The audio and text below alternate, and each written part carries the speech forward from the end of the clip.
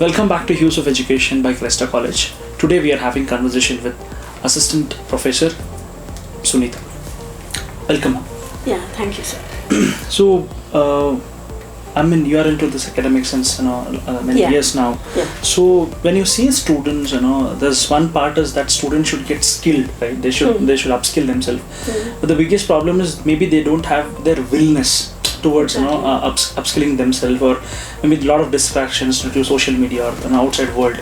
So how do you motivate students, or how do you think what do you think that how do they are getting self motivated, or if you are motivating them in the classroom to get indulged into education, so what are the steps or techniques that you use to make them keep motivated? Yeah, let me start from classroom teaching. See, we have various methods to drag students from their own track. Yeah. See, usually this generation will be diverted very quickly regarding social medias and, for example, mobile. Yeah. We have provision of having mobiles with them itself. We doesn't have bunkers right now, but still, we divert them in such a way that they will not touch their mobiles during class hours. Okay, we engage them technically, and the way we start the class itself is through activities. So we drag their concentration towards activities, whereas they will 24/7 they are used to mobiles, but they keep their mobiles aside and they will just concentrate on what we teach. Okay, good. This is how we engage our classes. Achha. So as you told, the engagement, students are constant, listening your class, and you have academia and the classroom and learnings, and students will come with their assignments. Now, how do you evaluate their performance, as a teacher, when it comes to how they are progressing in their academics? Yes. So of course we have exams and all, but how do you, as a person, how do you evaluate their growth?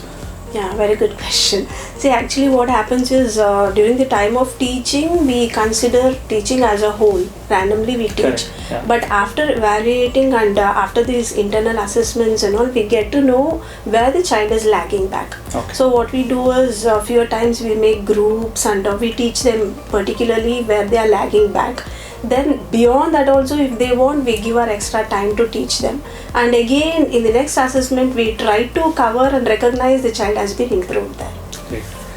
Ma'am, just a random person comes to you and asks you, why Cresta? What would be your answer? Yeah, according to me, the present generation should be in a college like Cresta, because it's not only academics, it's open for everything. We have good events there wherein students feel very free, and of course even we faculties, only when we are in classroom we are teachers, that's all. Otherwise we are friends to them. So that's one main they have that differentiation. freedom. They have that freedom. Okay. So they can come out with the queries, whatever they have. They doesn't have that concept saying like, how do I go and approach a teacher? Okay. It's not that. Okay. So now, as students, these days, and as a mark-centric world, everybody asks you for a 100% marks, and also attendance. Numbers plays a very important role to measure everything.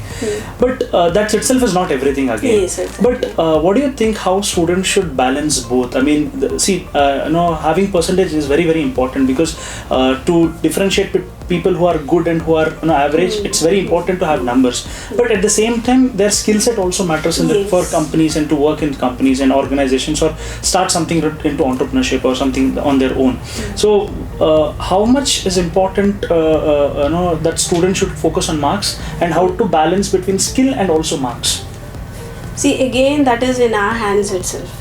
We divide the academic year into various parts, whereas we can give importance first to sports or all these activities and all. Then finally we catch them regarding the academics. So that we'll get to know, because that frames their future.